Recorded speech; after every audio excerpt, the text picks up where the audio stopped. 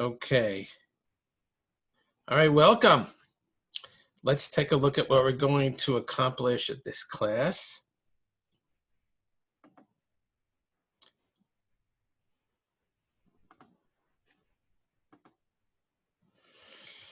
Just as a reminder, we have our super duper website with all the class notes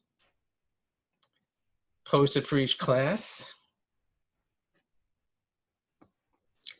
You can see we're all caught up. And we have our recommended reading list, which we add to every time we mention a new book. And we have our links to helpful websites, which we add to after every class. And we have our blog where we post interesting articles. Okay, we have our recorded classes.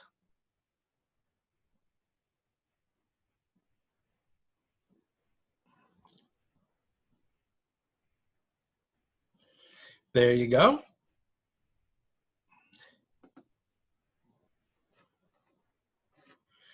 Tell you what the next class is, and you can send us an email if you like. Suggestions and comments are always welcome.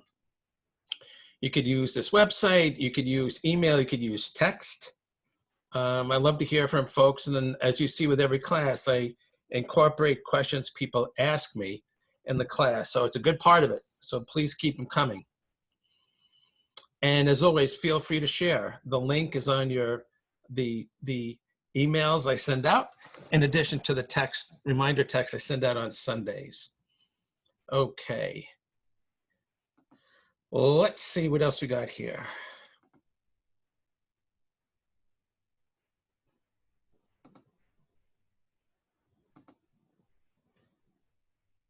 Today we're going to be discussing a grand concept. What is the difference between and the similarity between fear and awe of God? And we'll also review some more best practices for meditation. Some of the questions that have been asked, I'm going to review a little bit because we have more information. One was the question raised 2 weeks ago, talking about movement. And if you make a sound either during religious prayer or kung fu tests or meditation, is that considered a distraction? We're going to look at that a little bit closer. Related question is has to do with making slight internal movements during meditation, which may not be noticeable. Is that still allowed? And the third question was from a month or two ago. Why should we fear God? Wouldn't it be better to love and respect him? That's what we're going to answer today.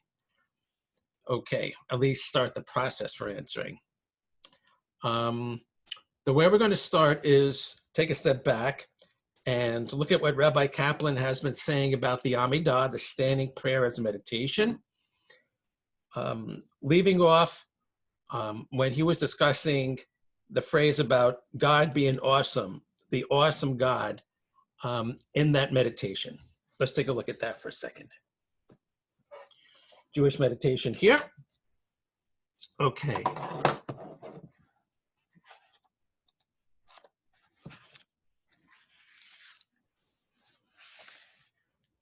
And the awesome, V'hanora. This emulates the experience of Jacob at Beit El after he saw the vision of God and the ladder when he said, "How awesome is this place?" That's from the book of Genesis. When one is aware of God's greatness and strength, one is overcome with a feeling of awe. Rather than being a frightening experience, it is a sweet and beautiful awe, the awe that comes from standing in the presence of the infinite. Okay, well, how do you do that?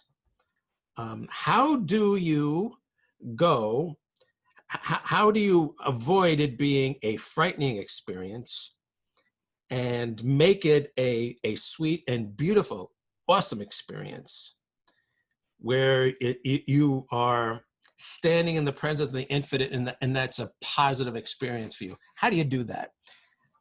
He hasn't explained it fully in at least this commentary. And it's very important to know how to do this. If we're supposed to try to have that feeling, capture that experience when we're saying the Amidah, or in the rest of in our everyday life, how do you do that? Okay, let's explore that idea a little bit. Rabbi Kaplan did talk about the peak experience of the patriarchs, Abraham, Isaac, and Jacob. And recall that regarding Jacob, he spoke of the vision of God and the ladder, and had a sweet and beautiful awe of God. How did he do that? Okay. We have here two of the key phrases, two of the three passages in the Torah that describe that. He had been fleeing Esav. He was on the road. He went to sleep, and he woke up, and he said, surely the Lord is in this place, and I knew it not. Okay. And then in the very next pasuk, in the very next phrase, he says, Vayirah, and he was afraid. But then he said, how awful, how full of awe is this place? This is none other than the house of God, and this is the gate of heaven. So how did he make this transition? And this translation of stating first he was afraid, but then all of a sudden he says he was full of awe. How did he do that? How did he go from fear to awe? In the same sentence, in the same pasuk, we have this transition. So I'm considering this to be a focus of our study. If we can try to understand how Jacob did this, then maybe we could do it. At least we could be on the road to understanding. So what happened here? And how did it happen so quickly? How did he prepare for this? What was going on in his mind that enabled him to make this transition from fear to awe? Okay. To answer this question, we're going to review two studies on this parsha, on this very section of the Torah by Rabbi Jonathan Sacks, who became Nifter, who died about 2 months ago, one of the geniuses of our generation, one of the great scholars. So this is what we're going to do. We're going to take first a look at first one of them, and I'll show you how we're going to do that.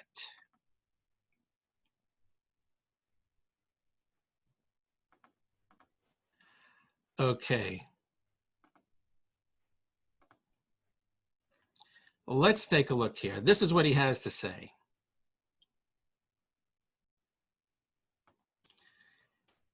This is Rabbi Sacks speaking. This week's parsha, this Torah portion, relates a powerful primal vision of prayer. Jacob, alone and far from home, lies down for the night with only stones for a pillow and dreams of a ladder with angels ascending and descending. This is the initial encounter with the house of God that would one day become the synagogue. Again, he's not in a physical place. He's not in a building. He's in a place in which he developed the idea of a house of God. The first dream of a gate of heaven that would allow access to a God that stands above, letting us know finally that God is truly in this place, aware of God's presence. When you go to shul, you're supposed to be aware of the presence of God. It's not as if God lives only in a shul, but it's a place where cognitively you're supposed to try to become aware of his presence that's everywhere. Okay. There is, though, one nuance in the text that is lost in translation, and it took the Hasidic masters to remind us of it. Hebrew verbs carry with them in their declensions an indication of their subject.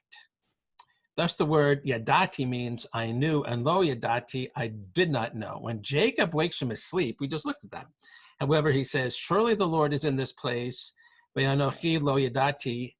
Anochi means I, which in this sentence is superfluous. To translate it literally, we would have to say, and I knew it not. Why the double I? So he says, surely God is in this place, and I did not know it. Why the double I? That's a good technique to understanding text. What is the significance of saying I twice? To this, Rabbi Pinchas Horowitz gave a magnificent answer. How, he asks, do we come to know that God is in this place? by ve'anochi lo yadati, not knowing the I, not knowing the I. We know God when we forget the self. We sense the thou of the divine presence when we move beyond the I of egocentricity. Only when we stop thinking about ourselves do we become truly open to the world and the Creator. In this insight lies an answer to some of the great questions about prayer. What difference does it make? Does it really change God? Surely God does not change.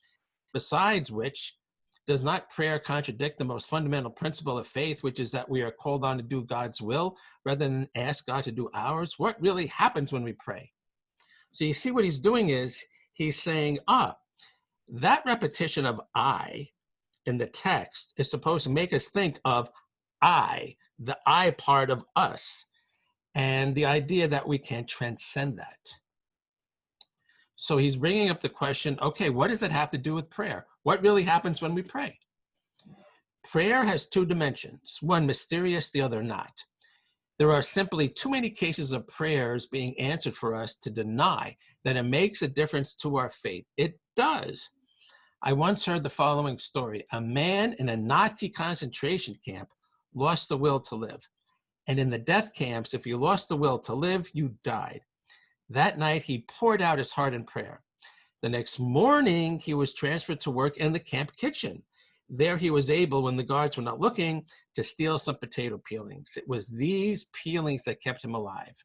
I heard this story from his son.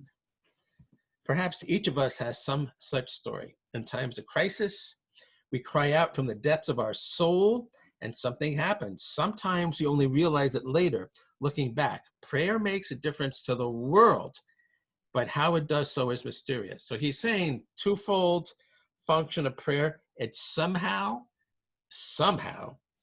affects the world around us in a mysterious way. There is, however, a second dimension which is non-mysterious. Less than prayer changes the world, it changes us. The Hebrew word lachit palel, meaning to pray, is reflexive, implying an action done to oneself.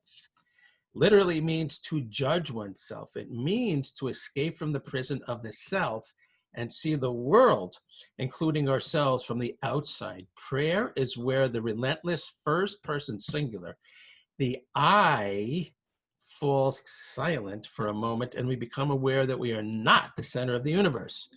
There is really outside. That is a moment of transformation. So, you know, all this Buddhist thinking, and you come across this in yoga class and meditation and Eastern philosophy, transcend the ego, this kind of stuff. That's what we're talking about here.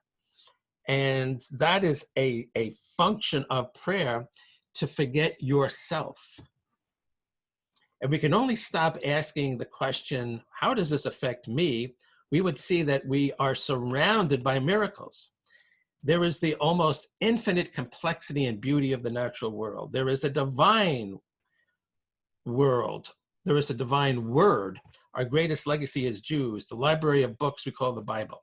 And there is the unparalleled drama spreading over 40 centuries of the tragedies and triumphs that have befallen the Jewish people.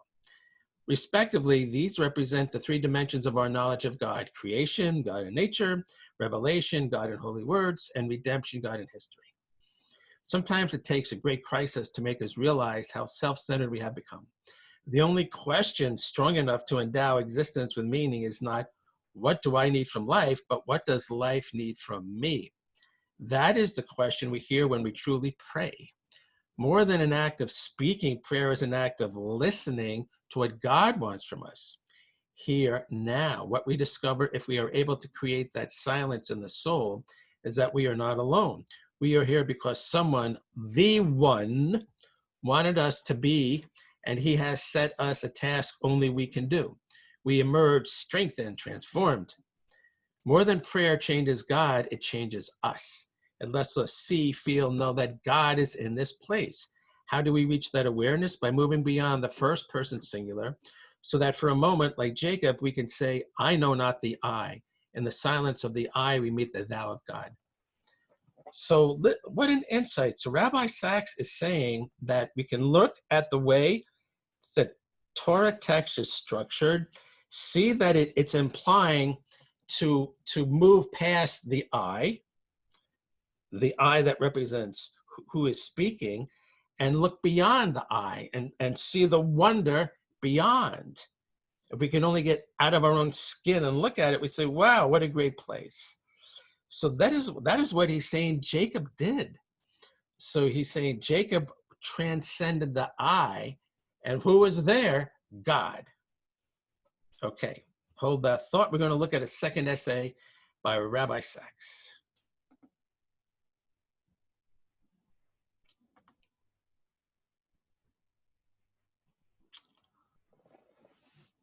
Okay.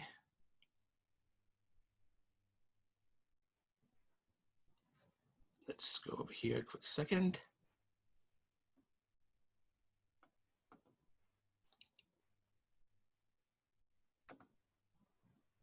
Okay.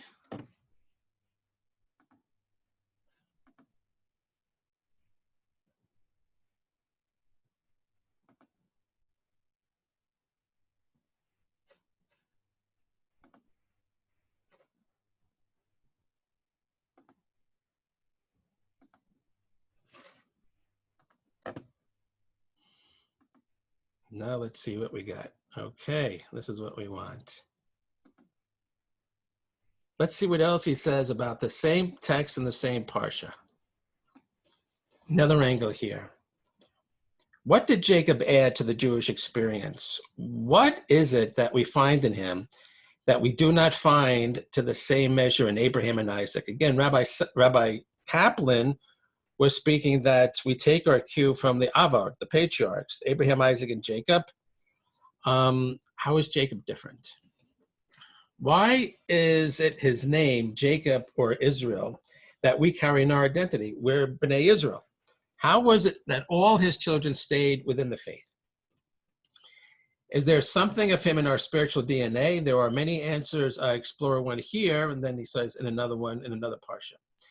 Jacob was the man whose deepest spiritual encounters happened when he was on a journey, alone and afraid at the dead of night. All right, so fleeing from one danger to another. He kind of brought in to this encounter a certain amount of fear. He was living in fear. That should be recognized. He brought to the encounter with God, to this vision he had, this prophecy, an element of fear. He kind of imported that baggage into that moment because he was on the run. He was afraid. In this week's Parsha, we see him fleeing from Esau and about to meet Lavan, a man who would cause him great grief. In next week's Parsha, we see him fleeing in the opposite direction, always on the run. Okay. He was always afraid and distressed.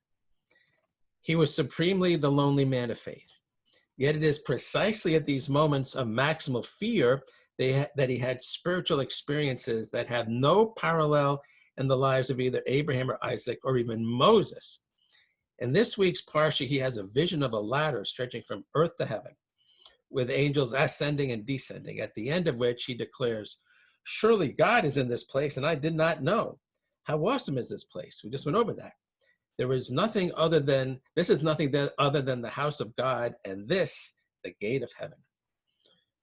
Next week, caught between his escape from Laban and his imminent encounter with Esau, he wrestles with a stranger, variously described as a man, an angel, and God himself, receives a new name, Israel, and says, naming the place in the encounter, Peniel, I have seen God face to face, and my life was spared.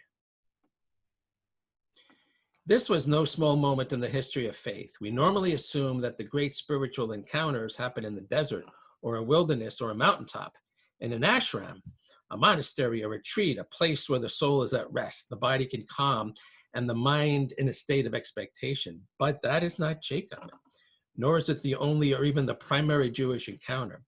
We know what it is to encounter God in fear and trembling.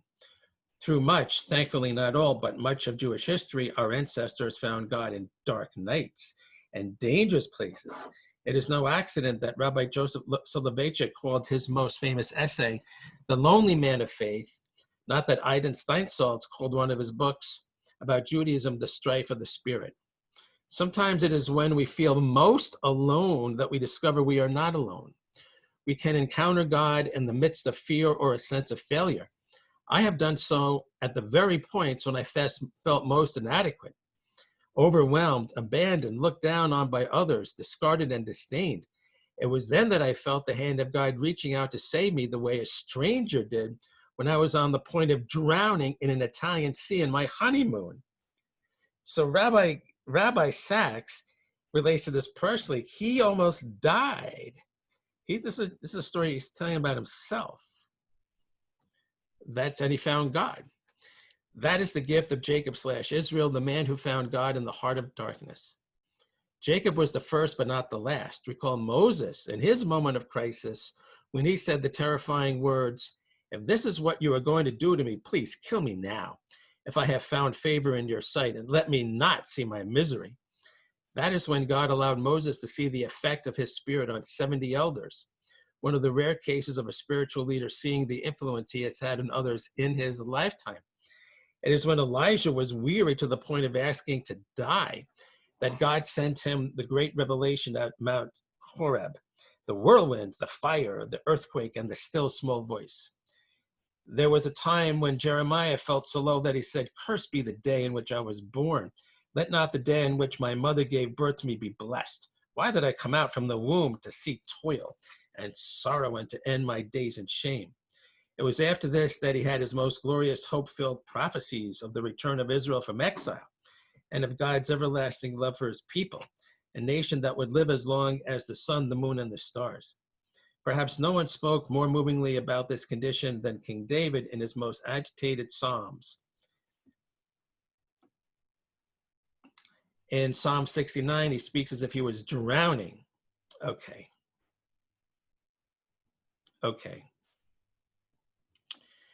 The point here is that Jacob was in an agitated, afraid state, and the beginning of our pasuk, of our verse, says he's that way, and then he was able to rise above this. Okay, so let's go back to our notes.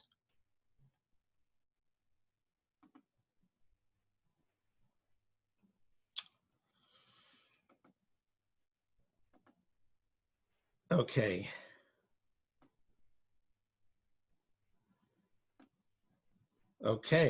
And he was afraid and then said, "How full of awe is this place?" Okay.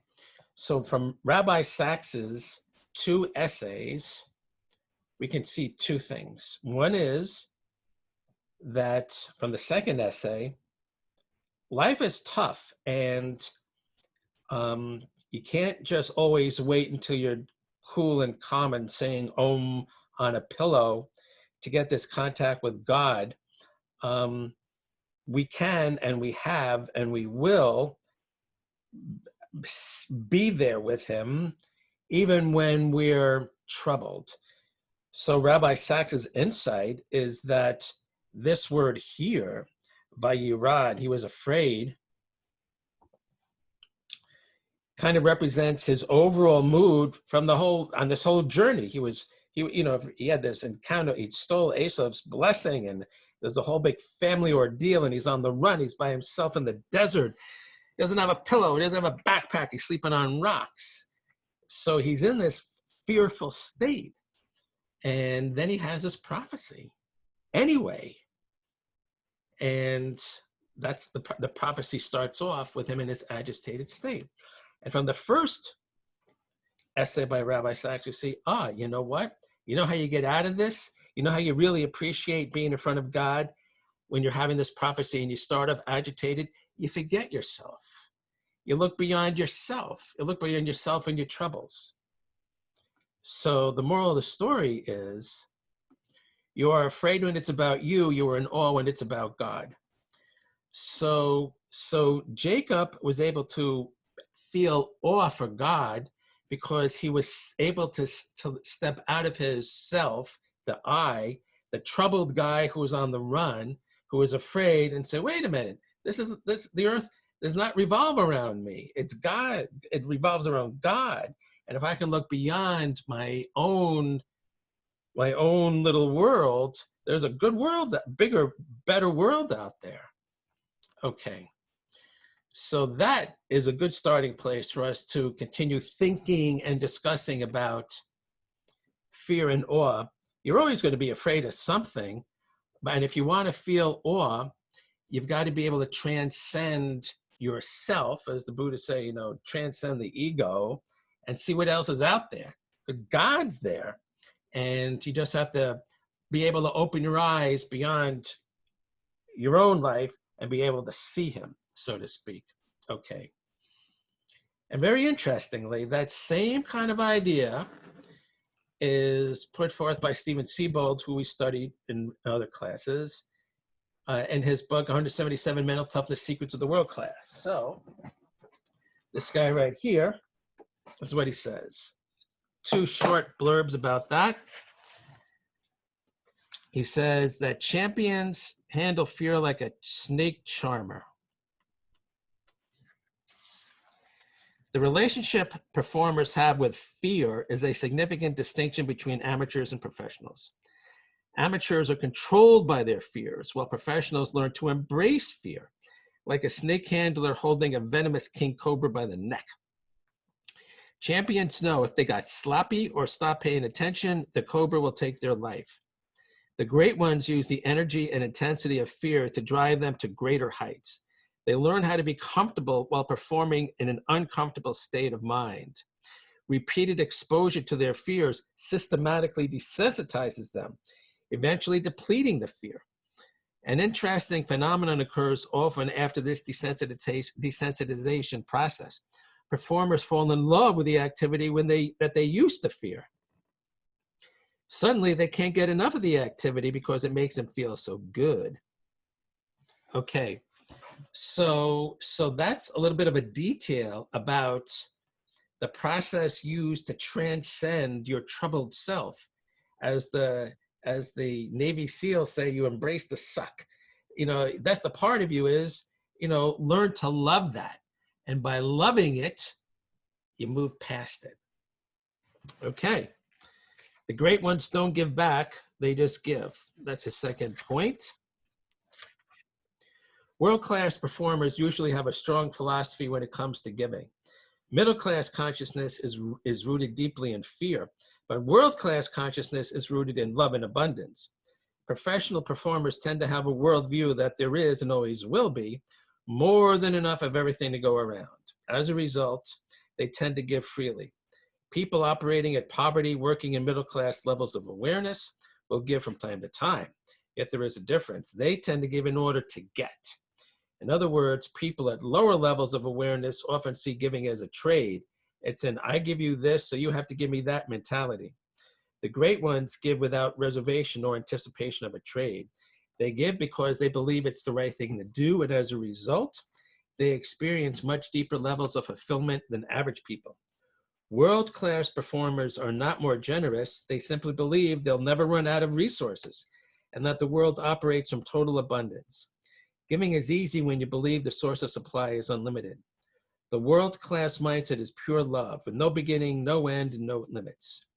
The amateur class philosophy demands that all giving be measured for fear the fountain will run dry.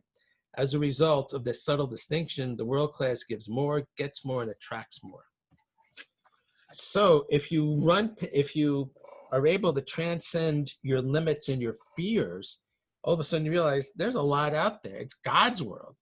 God is always providing. So this Siebold, who's not teaching religious philosophy, is really reinforcing quite a religious truth, which is God provides. You just have to look for it. And you have to start fearing, like, if I let go of this, how am I going to replace it? You got to do what you got to do, and then look and see how God provided a replacement for you. It's not always up to you. Okay. So again, those are examples about how contemporary thinking teaches a very similar lesson to the religious thinking, where if we can transcend our own I-ness, our own limitedness, and the fears that keep us in place, then we can see what a great big wonderful world it is, and in that see all the stuff that God is doing in this great, big, wonderful world. So that, I think, is kind of the perspective that Rabbi Kaplan wants us to have when we say V'hanorah, that particular phrase in the Amidah. Okay. All right. Let's review some of the questions that we had. We just covered 3. Any comments or questions in addition, feel free to fire away. I'm going to make a comment on these 2 questions about movement and reinforce a point that was made last week. So I mentioned to you that my training is to be still, and we did also review the teachings of Bante. Same thing. Traditional, time-tested prayer, meditation requires stillness. Okay. So I mentioned that when things are on the line, you know, you don't, you know, you stay still. If you're being tested, in a martial arts situation, or I'm sure that serious meditators test themselves as well. You don't move, okay? And if you sneeze, and need a tissue, tough. It sounds weird, but that's the discipline. You need discipline and you need commitment, okay? So what happens if somebody's practicing meditation and they're not testing themselves? Not a martial arts test, not any kind of test, okay? You still have to be honest with yourself, okay? Maybe you don't want to be as strict about it. You say, oh, I sneeze. Let's say you say to yourself, I'm gonna meditate now for 15 minutes. And midway you sneeze, oh, I need a tissue, get yourself a tissue. What you don't do is say, all right, well, I'm not testing. It's not as serious as a martial arts test. All right, so I just moved. Because you don't say that, because what you wanted to do was give yourself 15 minutes of real meditation when you're not moving. Because only by not moving, as we said, that your body, keeping your body still, can you really keep your mind still? If you move your body, then you're moving your mind. Your mind is not still. Okay. So if you sneeze and you need a tissue, all right, you use a tissue, what you really should do is start over again. Meaning that you start the clock ticking for 15 minutes all over again, to give yourself an honest and accountable 15 minutes. That's what should be happening. And of course, there's always things you can say, all right, well, but I ran out of time. Whatever you do, but you understand the point being honest and accountable, because you reap what you sow. If you're looking for an authentic, deep meditative experience, you have to put in the real time, the real way. There's no shortcuts. Okay. Okay. We talked last week a little bit about the purpose of the posture, still body, still mind, the importance of having a straight back. 1 is proper energy flow between the hips and the head.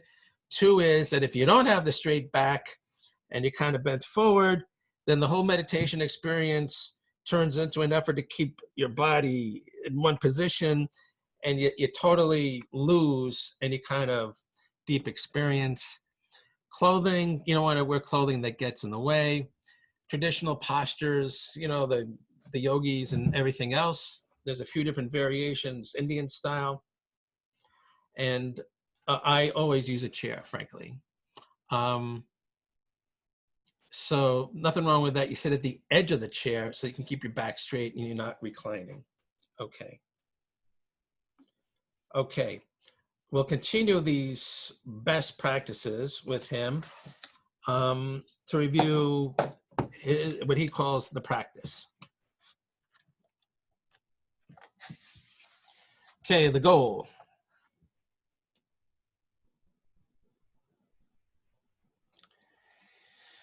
Well,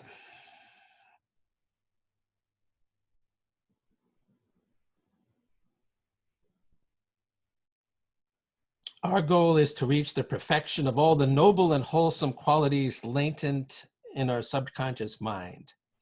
Okay. That's quite the goal. And what he's saying is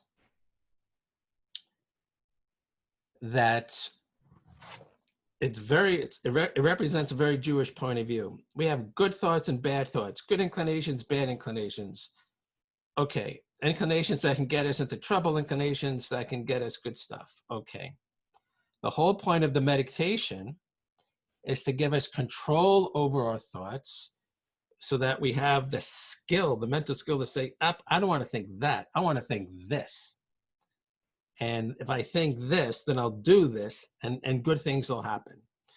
So that's kind of what he's talking about. Let the better you come out, and when it comes out, accentuate that. Use that as somebody, let that person direct you, the good part of you, not the part of you that wants to slack off, be lazy, and so on. The part of you that wants to achieve and be excellent and stuff, let that guy come out. Okay, so that's kind of what he means. Okay, regarding changing position. Once you sit, do not change the position again until the end of the time you determined at the beginning. Suppose you change your original position because it is uncomfortable and assume another position. What happens after a while is that the new position becomes uncomfortable. Then you want another, and after a while it becomes uncomfortable. So you go on shifting, moving, and you may not gain a deep and meaningful level of concentration. Okay, you make an effort to not change your position. So that means when you start, you allow yourself a little bit of warm-up time, like, okay, I got a crick in my neck, I'm going to get rid of the crick. All right, whatever I need to do I need to unbutton the top button, whatever it is. Okay, once you're settled, then you start the clock ticking. Okay. Determine a time. If you have never meditated before, sit motionless for not longer than 20 minutes. That's kind of a standard recommendation, 20 minutes. As you repeat your practice, you can increase your sitting time. The length of sitting depends on how much time you have for sitting meditation practice and how long you can sit without excruciating pain. Okay. Now, there are some people that say, okay, well, I want to shoot for an hour, and whatever I get is what I get. And the problem is, if you're not used to meditating for an hour, it's going to take you a very long time to get an hour. And you'll end up 13 minutes, 15 minutes, 8 minutes, 20 minutes, whatever it is. You're always going to fall short, and you're not going to give yourself victories. And odds are a lot of people are going to back out and say, what's the use? Okay. It is much better to give yourself a string of victories. Do 5 minutes. 5 minutes is easy. Tomorrow, do 8 minutes.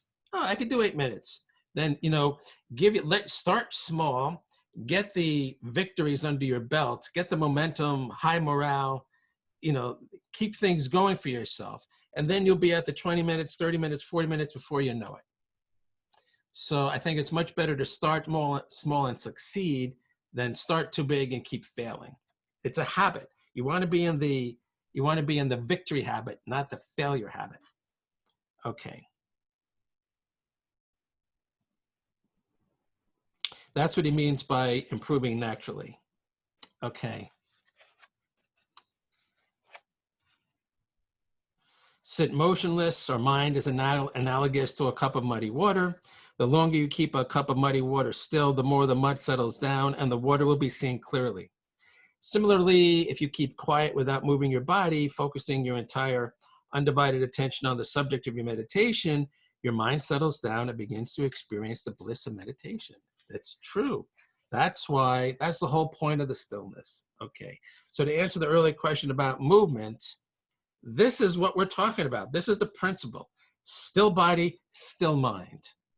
So it's not a question of being graded on the extent of your movement. It's like, get yourself to a point where you have this still body.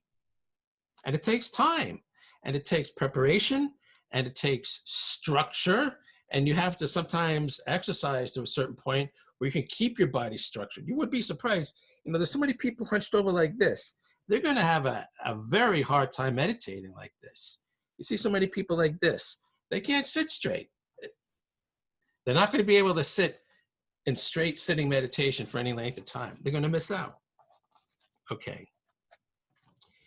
Keep your mind in the present moment. And to do this, The mind can never be focused without a mental object. You need to have some kind of object, and one such object is the breath. Now, people have been introduced to all kinds of focal points, and there's music, and there's candles, and there's sign, emblems, all kinds of stuff. You choose what works, but I will say this. In addition to whatever you choose, it's really important to get used to focusing on your breath. Why? Because if you're used to focusing on your breath, let's say coming in and out of your nose, then you can meditate wherever you are. So if you're driving and you're stuck in traffic, or if you're at a restaurant and you're waiting on a table, or wherever it is, you're on a Zoom conference and you're waiting for them to start it, whatever it is, you might not always have the candle or the sound or whatever it is, the other focal points, but you're always going to have your breath. It's going to say, hey, why don't I meditate for 3 minutes now, focusing on my breath? And the more time you log meditating, the stronger you'll be at it, and the easier it will be to get that deep sensation fast, quickly, because you just keep doing it and doing it 10,000 times, and it becomes what your body's really used to. So that's why it's really important to make the breath a main focal point, and then you can expand from there with specialty meditations on other objects or sounds or whatever it is you have. Okay. Speaking of meditation, we're going to start that right now. Okay. So let's get comfortable and sit straight. Got any wrinkles or kinks or stiff spots? Let's get rid of them now. And you sit straight, head straight, and pretend that you're holding up the sky with your head. It's like you're a puppet, and like a marionette, and the puppeteer is just holding up that stick, and the puppet is just kind of like hanging there straight. Calm your breath and pick a focal point. Choose the focal point, stick with it. I think you should choose your breath and get used to focusing on it. And when you lose the focus, to simply go back to the focal point. That's the exercise. That's the skill you are developing. Just keep going back.